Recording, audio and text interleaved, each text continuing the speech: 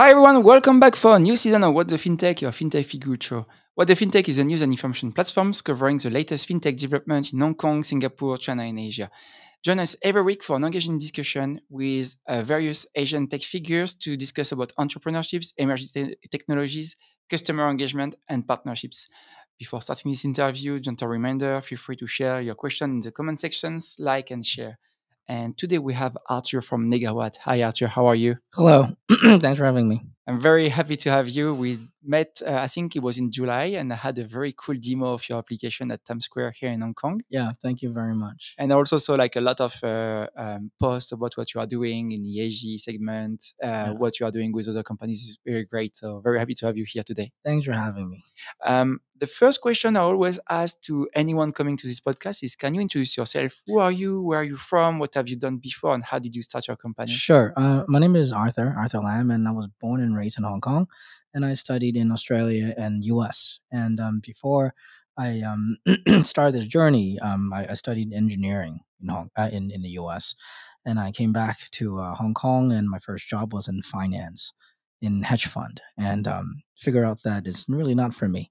It makes money, pay was great, right? But at the end of the day, being an entrepreneur and then being a engineering at heart, I thought I want to solve something more tangible.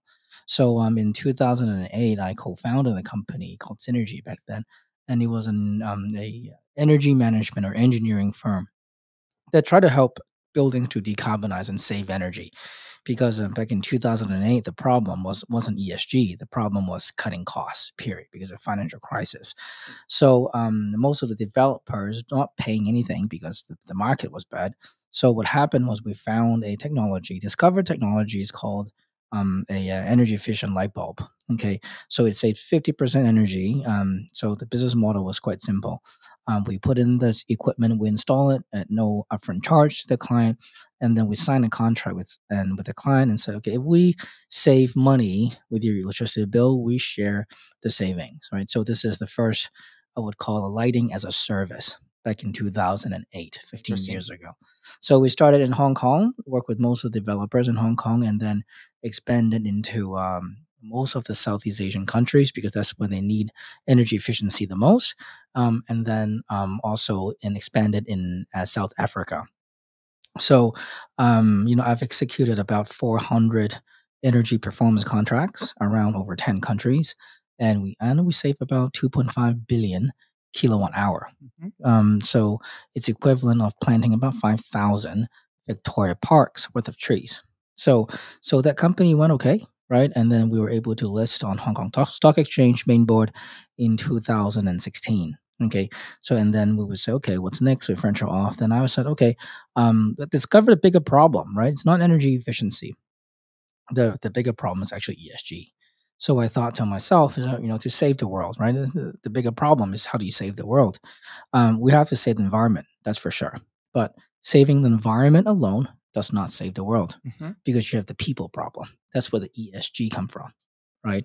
So I thought maybe we should tackle the bigger problem of ESG. So at the end, before like 5-6 years ago, ESG is like it was like a buzzword. People not really sure what to do. You think about it, it's just all these like itty gritty stuff that it's a common sense. But if you put them together, if you have to digitize it in a report, it's just a mess, right? So I thought, okay, what's the best way to tackle ESG? And it boils down a lot of data. Okay, so we start again in real estate because at the end of the day, ESG is about people. Okay, and the biggest infrastructure that house people is also real estate. So we started a company called called Negawatt. Okay, so we use IoT solutions to digitize the building performances in terms of sustainability, okay, the environment and some social, most of it, right, and also with governance, a little bit of reporting, right, so benchmarking stuff like that. So yeah, Negawatt. So it's that's with a company that I'm working with right now. Perfect, perfect. You spoke about AI, big data, building management. One Yes. of my question would be how you bring all those elements together to Sure. deliver services. Yeah. So the MVP, most viable, minimal viable product of Negawatt or BOS, is that we're trying to solve temperature fluctuation inside the building, because in Hong Kong is very infamous of having like air conditionings being too cold, right? And in the malls and in cinemas and in the commercial real estate and offices, people have to wear coats, and sometimes they need to put heaters That's inside the true. desk. And why is that? Because Hong Kong is being known as a very mature city, right, with premium buildings, and we always have this mindset that premium building means cold air, right? And the tenants in the building, right, they pay a fixed cost to the property management company, which include their AC fee. So when there's any time that when the AC is a little hotter than expected, first thing you would do is you call the property management company and complain, "Hey, I paid for my AC fee. Like, why not get it?" Because Hong Kong people, they work so hard, right? And some of the commercial real estate, they cut off that AC supply after like 6 p.m., right?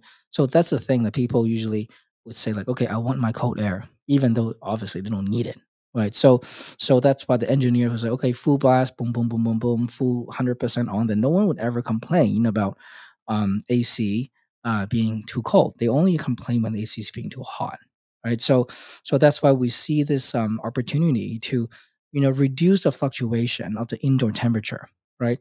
So how do we do with AI and how IoT and big data, right? So we do a lot of modelings, right? So with IoT devices like smart meters, IQ sensors, and energy meters, we can actually look at how the building is performing under different circumstances. And these circumstances come from different outdoor temperature, indoor environmental conditions, number of people inside, and the activities they're doing. All that is affecting the building cooling load. So once we have enough data that we can do modeling and say, okay, under these circumstances, I know this equipment is going to perform this much, and then the efficiency therefore is this. So when I know that the next 2 weeks of the weather forecast, I know the next 2 weeks of the shopping behavior. I know it's going to be very busy, or I know it's going to be very busy. I can then predict a better way that and preset the equipment in a better optimized settings, so it will not make the building to fluctuate its air conditioning consumption and the cooling so much. Hence, we reduce energy, right? So it's just like when you're at home. I know that it's going to be winter, right? And I know that not a lot of people are going to be inside, and I know how to set your AC. And during summertime, I know that it's going to be very hot outside, and I'm going to have a lot of people coming to party. Then I will know when to switch on the AC at what level to give you the best comfort, as well as the most energy efficient mold to make sure that you have a balance between comfort and also energy efficiency. So that's when we started using AI, IoT, how to decarbonize building using big data and other smart building solutions. I saw a couple of very random names, and you just mentioned about like some of the projects you have done with them. But when I met you last time, we tried an application on your phone who Yeah, helped to also have a like not a big print food on the delivery, but if you go for the takeaway food, you can collect your points if you yeah, don't take like the cutlery or yeah. all this equipment. Maybe we can speak about this as well because this is very interesting. Yeah. So the first MVP for Negawatt was the building OS. Hmm. We focuses on the E&M electrical and mechanical systems inside the building. So to decarbonize, we need that build that data infrastructure to understand how building equipment performs, right? But I think during COVID, that actually gave us a lot of inspiration. During COVID, we've seen different reports saying that their building has been decarbonized even further. They've reduced their consumption from like 30-40% or up. But I saw always see why. Like, wow, during COVID, these landlords are not really spending even more before to upgrade their building. How do they get that savings? Okay. And when you read down a little more, paragraph later, there's always a disclaimer saying because our tenants are working from home, because there's less foot traffic to the mall, hence their energy consumption is much less. I'm like, wow. So at the end of the day, we know that building itself does not emit carbons or consume energy, right? It's the people inside the building emit or consume those emissions.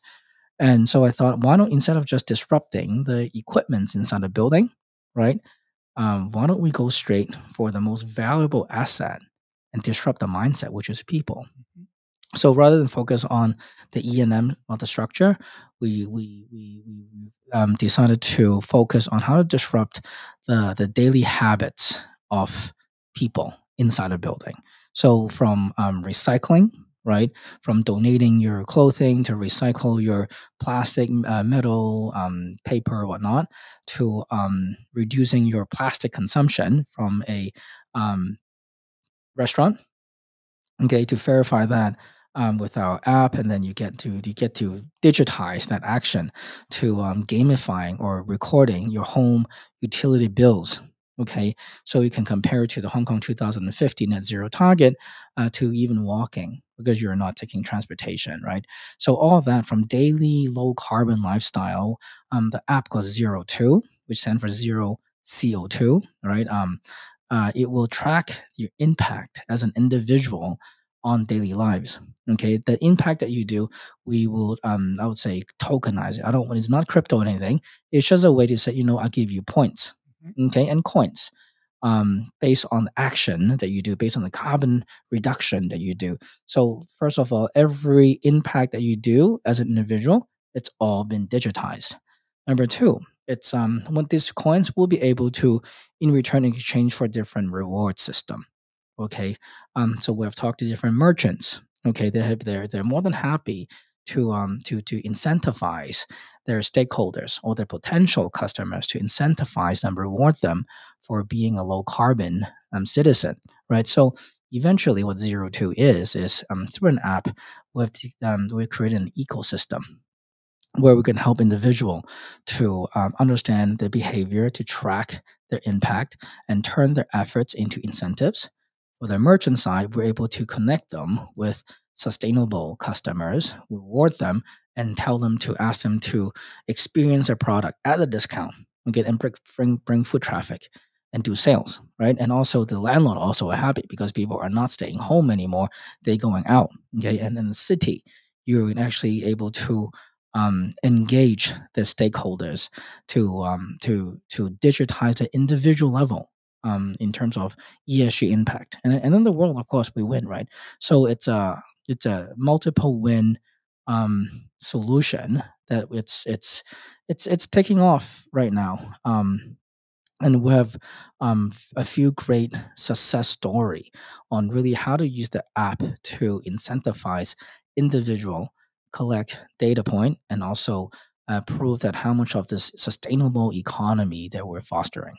Can we work through one of the use case? I Yeah, tried one with you yeah, was on a restaurant, but maybe yeah. you have also example you would like to share. Yeah, so I think the ones that we can share right now is probably, we have a project ongoing with Hong Kong Housing Society, and they are the largest non-government NGO public housing developer in Hong Kong.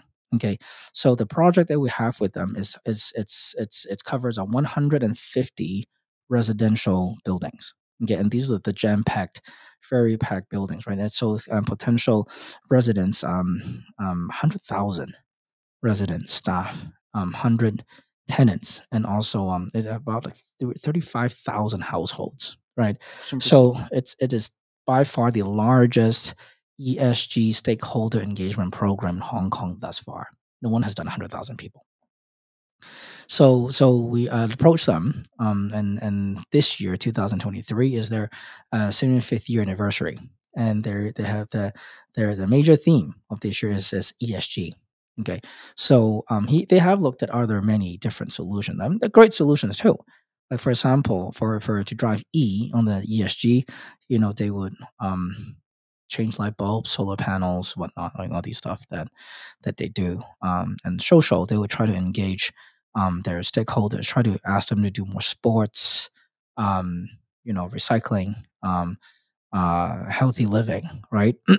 And And governance is probably a little harder, as we all know, but they try to do reporting, but there's not really a coherent or consolidated effort, right? So when we approach them and say, look, we can actually transform. That the hardest part was actually how to engage the stakeholders, right? And stakeholders being number one, their employees, and number two, their residents, right?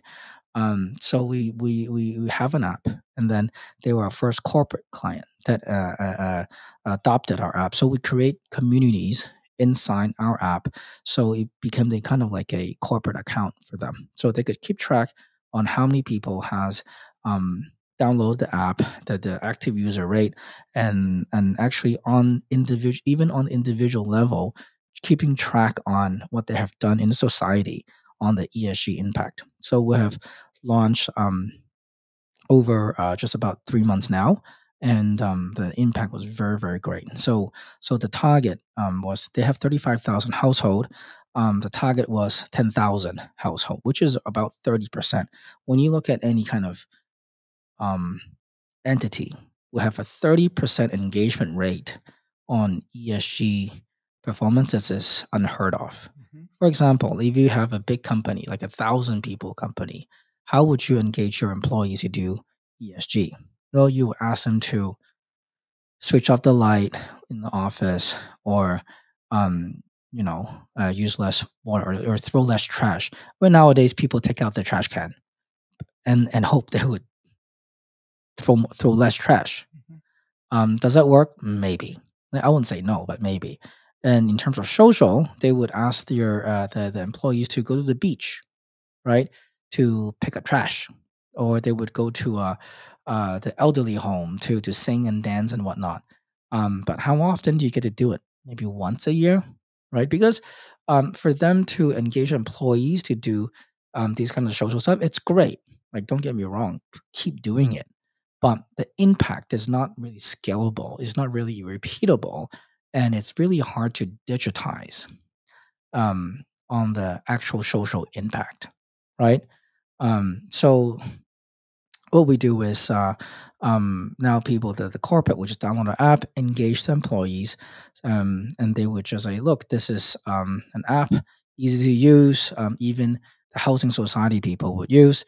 So keep doing it, record your daily actions, because they are part of the company, right? So back to the housing society project, in 3 months' time, we were able to record through recycling, through going to the restaurants, green restaurant, reducing their plastic usage by reducing their home utility bills from even walking, right? Which is a very hard thing to track, right?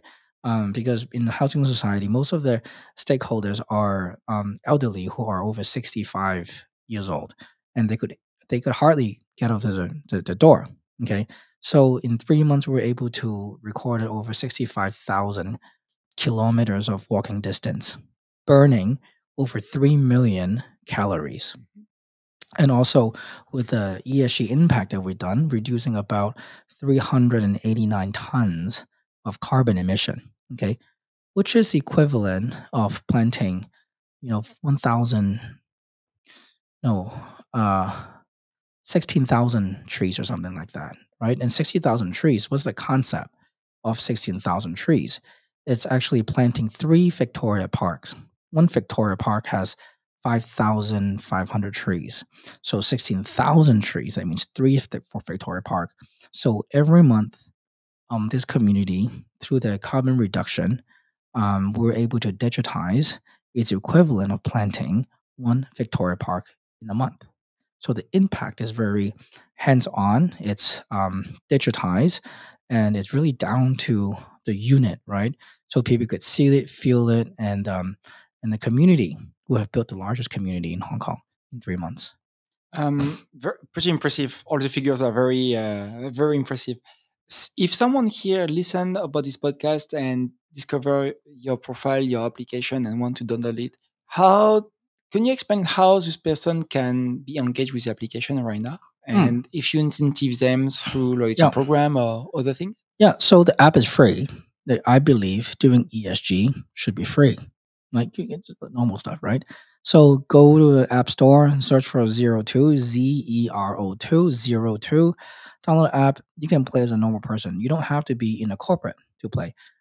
Of course, if your corporate wants to engage us to consolidate employees' data, feel free to do it. But as an individual, download the app. So from four, we have 5 pillars of actions, or we call them missions, to contribute. Number one, recycling. So we have set it out different recycling locations. We have developed our own IoT smart weight, right, scale. So we would actually bring your recyclables, go there, put your bag of recyclables on the weight, and then scan the QR code, digitize everything. The whole transaction takes about 5 seconds, right? Could be paper, could be plastic, could be anything, clothing, whatnot, e-waste. And the second pillar is dining, right? So you would go to the coffee shop and say, I don't want my coffee cup, right? Or even I don't even want my coffee mug, right? I don't want my coffee cup or a cuplet, right? So they would take a QR code for you to scan. So it's like leave home safe to verify that is a green transaction. Then you get coins. Go to our FMP outlets, same thing. I don't want my plastic bag. I don't want my cutlery. I don't want my whatever, anything less plastic. They would digitize that. And the third pillar is home utility bills. Okay, which I take a photo of your utility bills, upload to the our app, and then we'll calculate automatically for you. And walking, right? We can tag onto your phone, right? And no GPS, right? Because it's a privacy problem. So we just record the steps that you do, and then we can calculate for you. And the last pillar is education, right? So we have mini games to increase awareness, to tell people and kids what can be recyclable, what's not recyclable, and have little mini uh, questions, right? The stuff that quizzes that you would do, and just drive awareness. And all those 5 pillars you can engage on a daily basis, and you can reward, earn points. And the points that you do, you can actually in exchange, we have a marketplace in the app as well, so you can actually exchange the rewards program, and it's actually very social as well, right? And we have leadership board. You able to refer your friends, so you get more points as well. Later on, we're going to build sub communities as well, so you can track your impact, track the society, track the community that everyone could build themselves, right? So at the end of the day, building a social and sustainable community is number one. Once you have the community, then you can do something else. And if I go to your application, I collect points. You say you have a marketplace, so can I buy anything? Yeah, Is you it could like buy anything. Yeah. it's like voucher to go to restaurant Yeah. or Yeah, we have about 600 different merchants on board right now. And they are from listed companies, from daily spending to coming out Disney package offers, right? So at the end of the day, because these people like to do ESG, they need to engage stakeholders to do ESG. So we do not, unless it's drugs or whatever, right? We don't promote, anything that's not ESG. But even if you talk about steakhouse, right? We still promote that as well, right? Because we understand that we cannot just work with companies that are already sustainable. To reach our 2050 net zero target, we need entire world to participate, which includes the not so sustainable brands and products. But through this app or this campaign, we can start and help them on the digital transformation journey and for sustainability. And maybe then, well, you cannot just say like, okay, you're not a green company, you're not entitled to be here. Well, you never change the world if you do that. But if you said, okay, you can start doing this, engage your employees. Maybe like think about, instead of not 100% of your product, it's non-sustainable. Maybe you have one product over there, so people could even think about have little impact. That's all that little sparkle to change, right? Because we change has to be gradual. Okay, so we think that it has to be inclusive, and we need to give enough incentive for people to change, and which drive the most impact for the world. do you see any challenge for your company in terms of adoption from the customer or from the corporate working with you to create a nice and kind ecosystems where Negawatt can or Zero Two can be there and Yeah, play? Yeah, because well, the concept of ESG, um, it itself is quite complicated, right? It's complicated in the way that everything is trivial when you have to put them together in a digital form. It's complicated, right? So essentially, Zero Two is an ESG super app. Think about it: sustainability, digitization, recording, reports, and e-marketplace, right? So we try to do that, but I think people are more likely to understand any kind of super app. But at least the value proposition that we're giving to individual is two things. Number one, conveniency to do ESG. They can track the impact. And number three, they are incentivized and rewarded for their good cause. Like no one ever said that being ESG, being a good person, being a good citizen should always be a voluntary, non-incentivized way. No one said that, right? So why don't we do that? Why don't we promote? Why don't we reward people who are doing good, which is the essential, what his reward should be, rather than asking people just to pay more to earn more. Mhm. So this is very different. It's not a loyalty program. A loyalty program is when the mall come up with an app, track how much they're spending in their shops. In return, they get cash rebate. You get 10,000, you spend $10,000, you get $1,000 rebate. You get 2,000, you spend $20,000, you spend $2,500 rebate. Voila, everyone's happy, right? But the problem is, um, in Hong Kong, the median income per household average is only 27,100. How do you ask these 90 plus percent of families in Hong Kong to spend over $20,000 in a day in a mall, right? While they need to spend money somewhere else too, right? So they don't get the savings, they don't get the rebates. Only the rich people get rebates. But the rich people, they don't need that rebates to begin with, Mhm. right? So that's why I think when we work with housing society, we're able to not only empowering their residents to be a planet hero, to give them the corporate social, not corporate, but like I would say Hong Kong resident or citizen social responsibility, right? They actually can get to contribute as well. And also we can improve their living standard. Why? Because this is not a pay to earn, it is a G to earn concept. So people would drive impact and they're rewarded by discounts. So essentially their buying power is 50% off, the buying power is doubled, right? So we have over like $200 million of incentives on our app right now. And average, like it's 50% off. It go as much as 90% off. So people are happy. So has a reason for the individual to adopt. Number two, in terms of corporate, I don't think there's actually another way, a systematic and digitized way that can consolidate and engage their employees instantly, all at once, and effectively, right? So, for example, if you have a company of, say, 10,000 people, easily, right? And their average salary per day $3,000 or $2,500 per day. If I want to engage a company to do ESG, employee engagement, 10,000 people times $2,500 a day on salary, that is cost $25 million. So for a company to engage their employee, 10,000 people, their cost is 25 million. And that has factor in the opportunity cost, right? Because they need to do actual work. So how can you ask the corporate to um, just blindly ask them to take 5 days, 10 days out of their year to do ESG? Very difficult. That's number one. And number two, it's hard for them to even to digitize the work, right? How much more resources does a company has to invest to collect this data, the ESG impact from their 10,000 employees? Different, and also the incentives. Where do you get them from?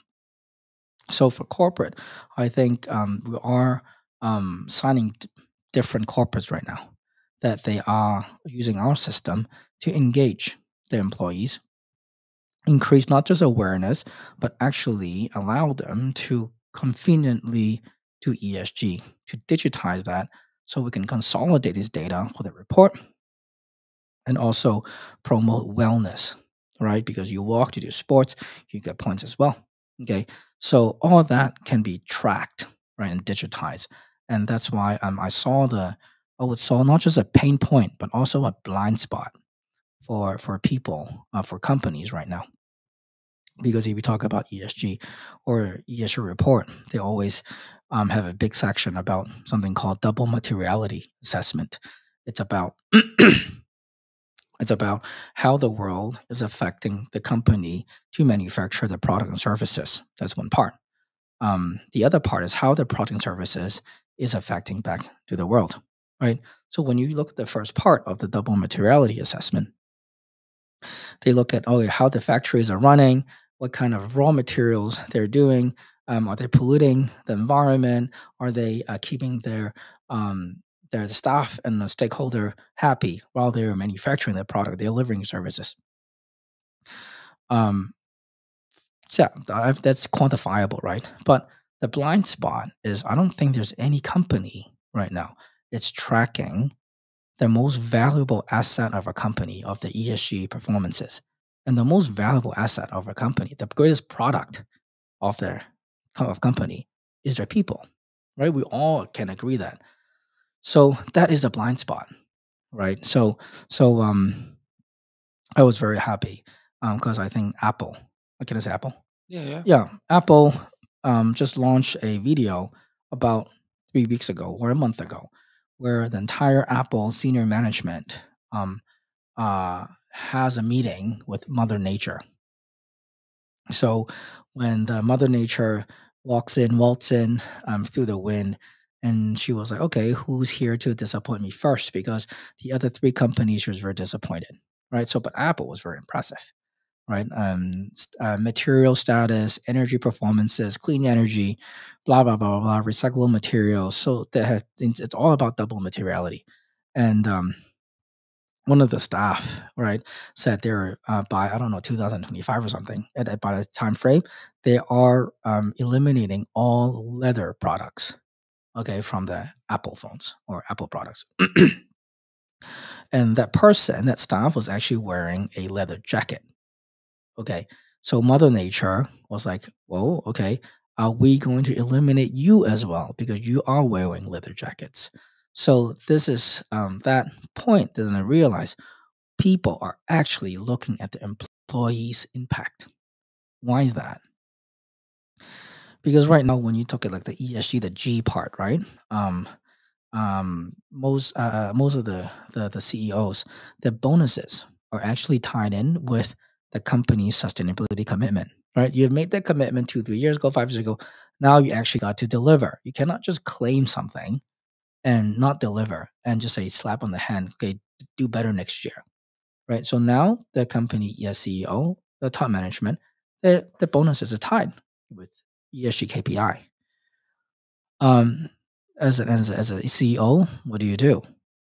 Obviously, you just delegate this KPI into the different sectors, right? Different verticals. So it will trickle down eventually to employees. So if the CEO has KPI, why doesn't the employee has KPI too? Right? You do your job, right? You also because you're paid by the company to live in a city, right? This is your responsibility to the city. So this is it goes into a the new scope of emissions, right? There's always scope 1, scope 2, scope 3 emissions. Now this carbon reduction emission outside your supply chain is called scope 4 emissions. You can look it up, right? At the end of the day, it's really trying to conceptualize and impact digitize your people, how your people is affecting the world, right? So this is what our zero to app is actually doing. I would like to come back a bit on this app. How Yeah. do you iterate the different version of it? How do you iterate the development of new product or services with your or end customer, like the person using the application, or the corporate you're working with? So because we are it falls into a lot of marketing, right? and also people development, right? So there's also when I work with companies right now, I always get to work with, yeah, the marketing team and also the HR team. And at the end of the day, the company, when they do the ESG planning for the next couple of years, they would also try to leverage our app to engage the employees, because this is what it's quantifiable, right? So sometimes we do some kind of like consultancy services and also marketing services, right? We come up with new content or come up with campaigns, right, to engage employees. So the app itself is a tool, right?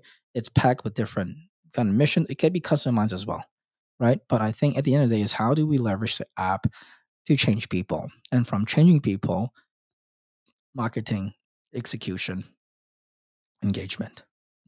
Perfect. And you are only in Hong Kong, or do you also like expand your reach to other country, other cities? Yes. So we are currently in Hong Kong, right?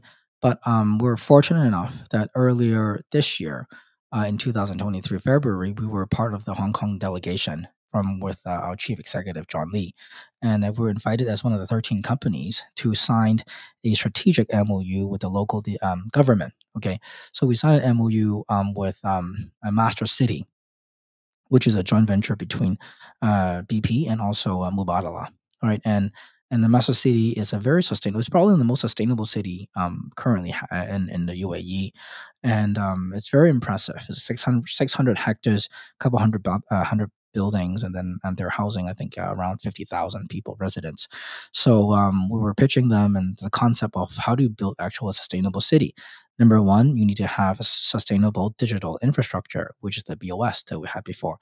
But even more importantly, how do you connect and embrace and empower individual level, right? How do they become sustainable, and how do you digitize the impact, and how do you actually, at the end of the day, promote um, economy development? So they saw the app and it's like, this is brilliant, right? You have a smart city, you have the digital infrastructure, and then you have the app to engage the residents, and then they would put them together so it'd be a closed loop ecosystem. So we have been working with them in the last couple months.